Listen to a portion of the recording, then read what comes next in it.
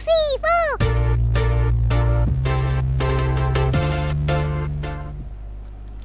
Halo Gunerwan dan Gunerwati sekalian, ketemu lagi ya di channel saya Guner Os. Dan ya, kali ini sekali lagi saya ingin membahas tentang para pemain akademi ya, dimana ini adalah satu titik yang sering digunakan sebagai kritik oleh para, bukan hanya fans Arsenal ya, juga para haters ya, bahwa Arsenal ini tidak bisa memanfaatkan pemain akademi gitu. Ya teman-teman, sebelumnya channel saya ini adalah fans channel Arsenal. Jadi kalau teman-teman suka dengan konten-konten Arsenal semacam ini, atau suka dengan konten-konten sepak bola semacam ini, boleh yuk di like, share, dan subscribe gitu ya. Dan jangan lupa dipencet tombol loncengnya sehingga teman-teman selalu dapat reminder setiap kali saya upload gitu ya. Ya tadi balik lagi bahwa ini adalah satu poin yang sering digunakan sebagai kritik kepada Arteta terutama ya, bahwa Arteta ini tidak bisa memanfaatkan pemain akademi. Bahkan kita lihat Saka dan Emil Smith Rowe, Reiss Nelson itu adalah pemain-pemain yang diangkat dari akademi oleh Unai Emery gitu ya. Jadi bukan oleh Arteta. Arteta ini yang tinggal memolesnya aja gitu. Jadi yang ngangkat ini adalah Unai Emery gitu kan. Dan ya, ini sebenarnya adalah kritikan yang menurut saya cukup valid, karena baru-baru ini kita lihat di sepekan Arsenal ya. Jadi berita Arsenal yang video yang saya baru buat kemarin gitu ya. Ini ada Amario Kozieduberry yang memilih untuk tidak memperpanjang kontrak karena dia sendiri tidak melihat adanya jalan untuk menjadi pemain di tim utamanya Arsenal gitu ya. Jadi ini adalah kritikan yang cukup valid bahwa para pemain akademi ini saat ini sulit untuk menembus tim utama Arsenal. Ya, kita lihat juga di tim lain ya, di Manchester United ada Kobbie Mainoo, di Newcastle ada Lewis Miley, lalu di Liverpool ada Connor Bradley. Jadi ya kita lihat ini tim-tim lawan bisa tuh pakai tim akademi dan mengeluarkan bakat-bakat terpendam. Pertama kita harus lihat dulu juga kan bagaimana para bakat terpendam ini bisa muncul. Kalau kita lihat pada saat kondisi Saka dan Emil Smith Rowe itu ya, mereka naik daun di Arsenal, kondisinya Arsenal saat itu juga sedang dalam kesulitan mencari pemain ya. Jadi kesulitan membeli pemain, dan ya mau nggak mau harus memakai dari tim akademi gitu, dimana ya pemain yang mau dibeli saat itu nggak ada. Lalu kita lihat kondisi Kobbie Mainoo, di mana dia bisa break out di Manchester United. Kondisinya apa? Badai cedera. Ya, 60 cedera terpisah untuk semua pemain dalam sepanjang satu musim kompetisi. Itu yang membuat Kobbie Mainoo mendapat kesempatan. Kalau misalkan cederanya ya mungkin kita ngomong 20 aja lah, 20 kasus cedera, menurut saya Kobbie Mainoo ini nggak akan breakout juga. Lewis Miley ini juga kalau kita lihat kondisinya saat itu Newcastle lagi kena badai cedera juga. Connor Bradley sama, Liverpool kondisinya kena badai cedera juga kan. Dia mengambil posisinya Trent Alexander-Arnold kan. Kenapa? Karena TAA lagi cedera gitu. Nah ini jadi yang kalau kita lihat di Arsenal sulit mendapatkan untuk bisa tembus, tapi di tim lain kok bisa mereka dapat, karena memang kondisinya berbeda. Dan menurut saya bahwa ketika tim akademi ini sulit untuk tembus ke tim utama, itu bukan hal yang jelek. Menurut saya itu adalah hal yang bagus. Kenapa? Karena berarti skill level para pemain tim utama kita sudah tinggi. Ya, jadi kalau kita bandingkan dengan kondisi di mana Saka, Reiss Nelson, lalu Emil Smith Rowe ini bisa tembus ke tim utama, level tim utamanya, karena memang level tim utamanya saat itu lebih rendah dibanding saat ini yang sudah jauh lebih tinggi, sehingga para pemain akademi ini mereka harus juga naikin level mereka ya. Jadi bukan Arsenal yang ngemong mereka lalu dicobain diangkat, tapi justru bahwa para pemain akademi ini yang harus naik naik menaikkan skill mereka sendiri gitu ya. Dan baru-baru ini kita lihat kan yang lagi heboh banget ini kan adalah Chido Obi Martin yang dikejar oleh oleh Bayern Munchen dan dipantau oleh Borussia Dortmund dan PSG. 32 gol di Liga U18 gitu. Kita bisa lihat ya di sini.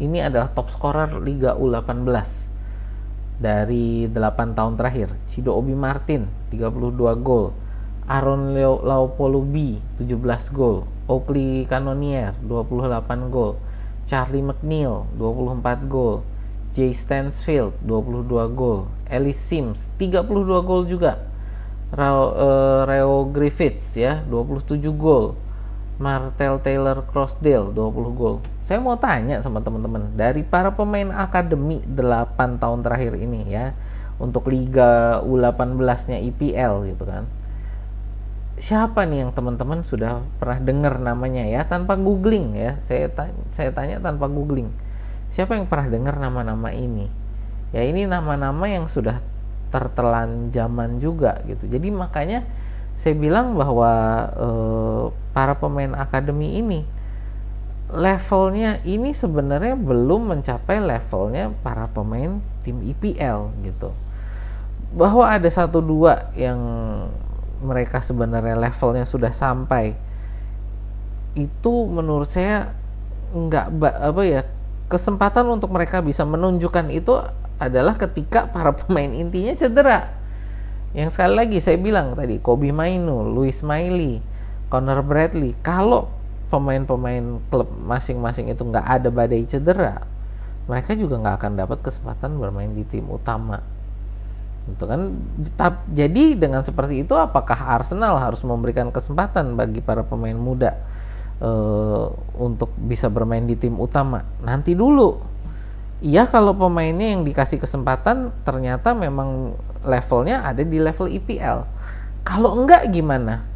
Kalah, poin berkurang, akhirnya kesempatan kita untuk mendapatkan trofi juga nggak ada. Ya, jadi inilah yang menjadi satu tantangan, bahwa nggak bisa dengan semudah itu kita memasukkan para pemain akademi tanpa tahu level mereka ini ada di mana. Apakah mereka sudah siap? Mungkin ada 1-2 yang sudah siap yang kita tidak tahu karena mereka tidak diberi kesempatan. Tapi untuk level Arsenal saat ini kita udah nggak bisa gambling lagi dengan para pemain akademi. Ya, kita harus bahwa pemain akademi ini punya satu kepastian levelnya ada di level Arsenal yang saat ini. Ya, dan menurut saya ini Arsenal sudah punya sistem ya, dipersiapkan oleh Edu dan Per Mertesacker ya sebagai manajernya akademi Arsenal gitu. Dan yang menjadi blueprint, yang menjadi cetak biru dari sistem ini menurut saya ini adalah Saliba. Ya, karena ini adalah jebolan pemain akademi Arsenal yang yang bisa menjadi tim utama yang luar biasa gitu ya. Dan ini dimulai dengan loan, jadi dipinjamkan ke klub Liga Prancis gitu kan, Ligue 1 di Prancis. Dan Saliba ketika balik itu digembleng lagi oleh Arteta dengan dia dipura-purain, dicuekin ya, sehingga Arteta ini mau lihat Saliba ini mentalnya seberapa kuat untuk bisa bikin Arteta ini memalingkan kepala untuk melihat ini ada pemain hebat gitu ya. Dan itu yang dilakukan oleh Saliba, dia membuat Arteta yang pura-pura cuekin ini akhirnya nggak bisa cuekin lagi walaupun pura-pura gitu ya, nggak bisa cuekin lagi. Kenapa? Karena permainannya Saliba ini sangat bagus gitu. Nah, untuk musim ya, bukan musim inilah ya, kita mungkin sudah sebutnya musim kemarin gitu ya, musim 23-24 yang kemarin ini, dari pemain yang kita loan siapa yang stand out gitu ya. Menurut saya cuma ada 2 dari sekian banyak pemain yang di loan oleh Arsenal, ini cuma 2, Arthur Okonkwo dan Mika Bierret ya. Arthur Okonkwo ini saat ini sudah dipermanenkan oleh Wrexham ya. Itu nanti di sepekan Arsenal saya yang besok nih ya, akan saya masukkan beritanya. Arthur Okonkwo ini sudah dilepas dan dipermanenkan oleh Wrexham. Itu tim dari League One. Jadi itu 2 tingkat di bawahnya EPL. Jadi kalau kita lihat piramida sepak bola Inggris itu paling atas EPL, kedua Championship, lalu ada League One dan League Two. Ya, Wrexham ini baru promosi ke League One dan ini mereka mempermanenkan Arthur Okonkwo ya sebagai kiper. Lalu juga ada Mika Biereth ya di Sturm Graz ya, ini 15 gol kalau saya nggak salah. Dan ini Sturm Graz sudah berusaha saat ini, sudah memberikan penawaran untuk mereka bisa meminang Mika Biereth secara permanen ke Sturm Graz. Tapi masih belum diputuskan oleh Arteta apakah untuk dijual atau mau diberi kesempatan musim depan untuk menjadi pelapisnya kayak Havertz gitu. Ya kita lihat juga ini nanti ya perkembangannya Mika Biereth gimana. Lalu musim sebelumnya yang menurut saya berhasil untuk dengan sistem loan ini adalah Balogun ya. Walaupun dia tidak berhasil menjadi pemain tim utama Arsenal, tapi ketika dia dijual itu mendatangkan harga transfer yang lumayan tinggi gitu kan. Jadi ya kalau buat saya pemain akademi ini suksesnya bukan hanya bisa bermain untuk Arsenal. Menurut saya ketika mereka lalu dilepas oleh Arsenal, apakah itu dilepas permanen, dilepas secara free agent atau dijual gitu ya, kesuksesan bagi para pemain akademi ini adalah mereka bisa bermain di level yang League 2 tadi ya, Liga 2 yang tadi kan EPL, Championship, Liga 1, Liga 2. Bisa mereka bermain di Liga 2 aja sebagai pemain pemain profesional. Menurut saya itu udah sebuah pencapaian. Kenapa? Karena kita lihat berapa klub sih saat ini, 20, 22 kalau saya nggak salah. Jadi total itu ada 84 klub. Kalau kita hitung pemain yang didaftarkan itu maksimal ada 25, berarti kan 25 kali 84 berapa? Nggak banyak pemain-pemain yang bisa menjadi pemain profesional di level itu. Menurut saya itu sudah 5% lah. Top 5% dari para pemain akademi ya, pemain muda yang bisa mereka lalu berkarir sebagai pemain sepak bola di level itu, menurut saya itu udah masuk 5% walaupun mereka hanya bermain di Liga 2 gitu ya. Jadi ya ini bukan sesuatu tadi kayak Cido Obi Martin itu ya, bukan sesuatu yang perlu dihebohkan. Kenapa? Karena tadi dengan 32 gol itu masih dia berbentuk potensi. Belum levelnya itu belum ada di level EPL gitu loh.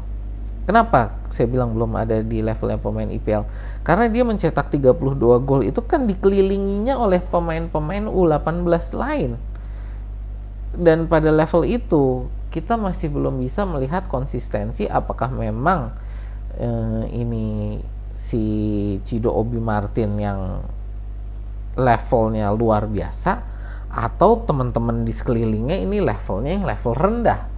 Ya, teman-teman ini kita ngomong bukan hanya sebagai teman rekan setim gitu ya, tapi juga teman-temannya maksudnya lawan-lawannya saat itu gitu kan. Jadi apakah memang di generasi dia pemain-pemain lain yang jelek ataukah dianya yang memang bagus gitu.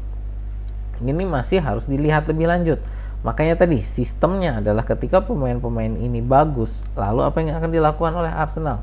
Dipinjamkan ke tim lain yang mereka punya tingkat kompetitif yang tinggi. Apakah itu ke Championship gitu kan, atau ke ya tadi sampai Liga 2 itu kita pinjamkan, nggak masalah. Yang penting adalah mereka bisa nggak di level itu mereka bermain kompetitif. Lalu ketika sudah balik bagaimana? Kalau salah satu yang menurut saya ini sebagai contoh, tadi kan saya sudah sebutkan contoh yang berhasil. Bagaimana dengan contoh yang gagal? Charlie Patino ya, digadang-gadang sempat dikejar juga oleh Barcelona gitu kan. sekarang dia untuk tembus ke tim cadangannya Swansea aja empot-empotan gitu. Jadi ya ini sesuatu yang memang kenyataannya sepak bola level akademi itu seperti itu gitu loh. Mereka yang punya prestasi tinggi di level akademi ketika masuk ke liga nyata belum tentu bisa bermain kompetitif. Bahkan kalau kita lihat Messi dan Ronaldo, level mereka ketika di akademi walaupun di atas rata-rata tapi nggak sampai memecahkan rekor kesana kemari, nggak juga gitu loh ya. Jadi ya inilah yang kita harus perhatikan ya, bahwa Arsenal sudah punya sistem dan kita jangan terlalu heboh terhadap para pemain-pemain yang lagi naik daun ini ya. Tadi untuk Cido Obi Martin, terus ada Luis Kelly ya, pemain-pemain ini kita pelan-pelan lah, dan nanti kita lihat ketika mereka bermain bagus di akademi, ketika di loan bagaimana, baru nanti ketika di loan bagus kita balikin mereka ya, baru kita gunakan gitu ya. Apakah bisa digunakan atau tidak ya kita lihat nanti gitu ya. Itu sih ya teman-teman. Jadi dari saya sekali lagi, jangan terlalu heboh terhadap para pemain akademi kita. Beri dukungan secukupnya. Kalau menurut saya beri dukungan secukupnya, bahwa kalau memang nanti dia bisa menjadi ternyata superstar, bagus. Tapi menurut saya kalaupun nanti mereka keluar dari Arsenal, nggak perlu terlalu dipusingin gitu ya. Ya itu aja sih dari saya. Terima kasih yang sudah menonton ya. Sekali lagi, saya saat ini sedang mengejar 1000 subscriber. Kalau teman-teman bisa bantu dengan like, share, dan subscribe-nya, ini akan sangat membantu bagi channel saya. Ya itu aja sih dari saya. Terima kasih yang sudah menonton. Sampai jumpa di video kita berikutnya ya.